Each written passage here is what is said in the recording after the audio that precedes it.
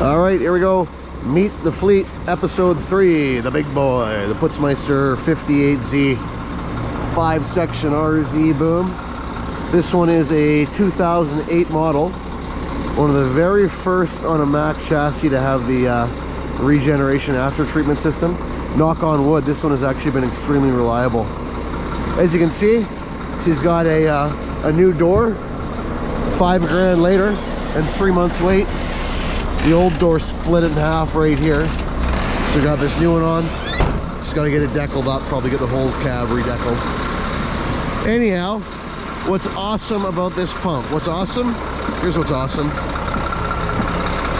The front outriggers are what's awesome.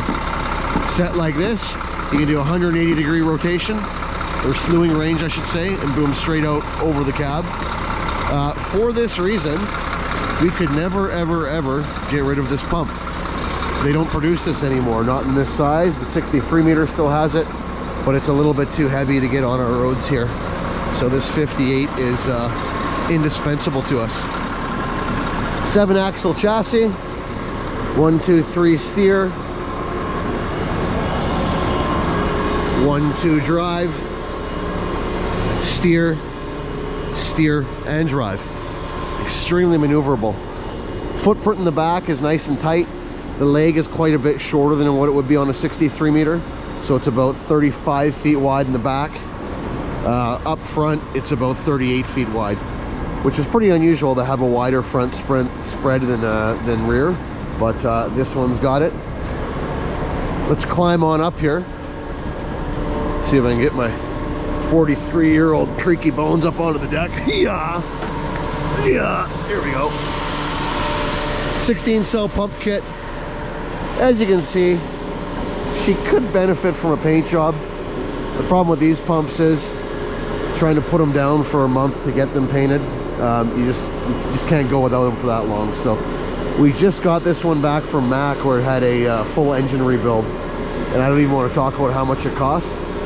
But let's just say we're pumping probably for free for the next year, something like that. We carry a bunch of 3.5-inch hose on here, some 20-footers, about 60 feet. Your usual assortment of whip hoses. What I like about the 16 sub kit with the 9-inch barrels, it fares quite well for pumping through line, for long pushes through line, which we do a lot of. You get up to something like a 20 cell. We've got an 11-inch material cylinder, an 11-inch to 9-inch reduction rings where the material cylinders meet the hopper. That's a lot of back pressure. It's not the most efficient way to move concrete. It's great if you're just doing wet-ish slumps through the boom, but for a lot of what we do, the 16 cell's better, and it pumps concrete plenty fast enough for us to get rid of the trucks and most of the time still be waiting on them. So you can see we got the Dyka pads down. We keep enough Dyka Fiber Max dunnage on this pump to cover 2 working side outriggers with this square. These are 18 by 48 inch pads topped off with 18 by 60 inch on the bottom, topped off with 18 by 48s on top.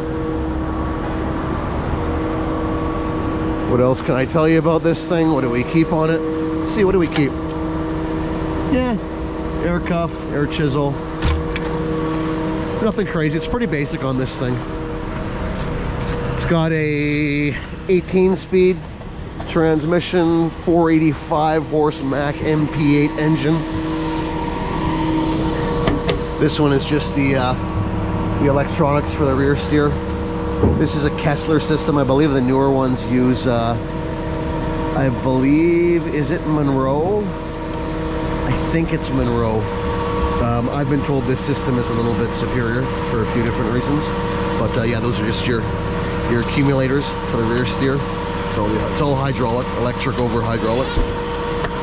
So it's not like the old Taurs where you've got tie rods all the way from the back of the truck all the way to the front, and as they wear you get all this slop.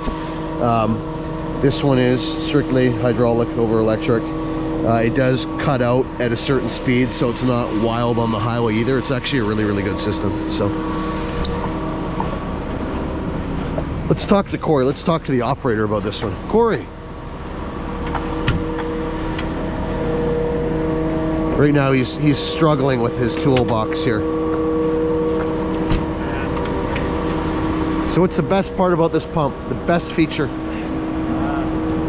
You gotta walk us over there and show it to us. I know what you're gonna say. The very best feature of this pump. Two features. It's the front outriggers.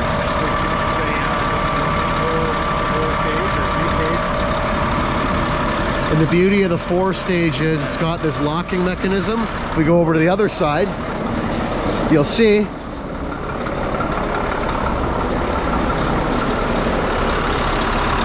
can lock out a stage as such that when you're short rigged like this, the short rigged side is directly in line with the fully rigged side. Whereas with a 3-stage outrigger, some of them, I believe, you end up with this leg way far in front. 63 meter guys, correct me if I'm wrong. Was that only on certain model years and they've since changed that? Or has it been an available option on the 3-stage outrigger all these years and I'm just not aware of it? Very possible. So, what do you think?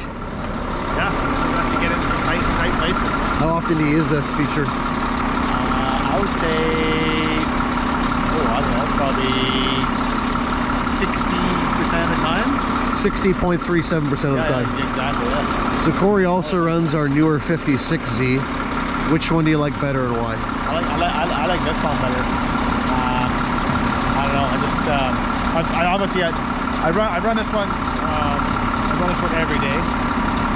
Yeah, I don't know. I like the one feature I like on this one that you can do. I think the 56 can do it. I just don't know if it's maybe not allowed to do it, or it's gonna be like it's a verified, or with a 4th section that you hyperextend the 4th when you're going to do really high stuff like 12 floors up. Oh, you get close to the edge so you can hyperextend. Yeah, with the RZ boom, that's right. 3 sections up, you hyperextend number 4 back, and you can work that tip right to the edge of the deck. 56, you can do that too. I believe you can. Yes, I'm quite certain that you can. But that is the benefit of the RZ boom when you're pouring high-rise decks. I know the ZR, there's some benefits to that, trying to work under low clearance stuff. ZR, I believe, is like what Concord, KCP tend to use. It Z's between the 2nd and 3rd section, as opposed to Zing between the 4th and the 5th section, which this one does. The other nice thing about the RZ, when you fold up, tip hose falls right in the cradles. You don't have to drop it down and push it in by hand or any of that kind of stuff. So very, very operator friendly. Also this pump is very maneuverable. This thing turns circles around the 47. It does, and our 47 is on a twin steer, twin drive Mac, and this thing is more maneuverable, correct? Oh yeah. Yeah, it's unbelievable. You just got to watch when you turn hard.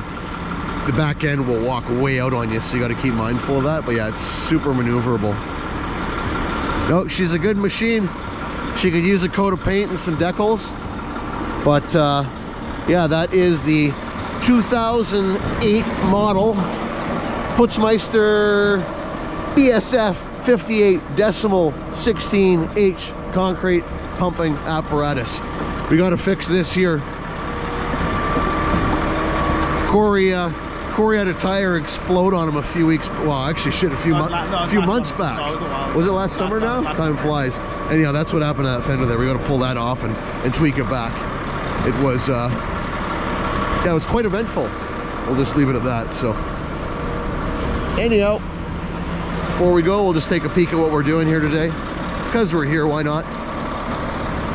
We've got, I don't know, about 120 yards of slab on grade at a new project here. Great big hole in the ground.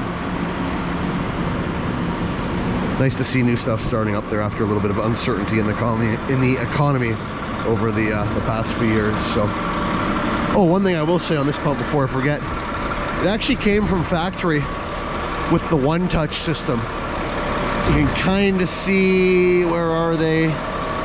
There they are. There's level sensors on the boom that tie in with the EBC system, the one-touch ergonic boom control, I think is what EBC stands for. Anyhow, in our climate, wet, freezing cold, 8 months of the year, they don't last. We just gave up on replacing the sensors. We just run it manual, old school now. It was a cool feature, but we didn't really use it enough to justify the cost to keep it operating. So it is what it is. Anyhow, like, share, subscribe. times 3, over and out.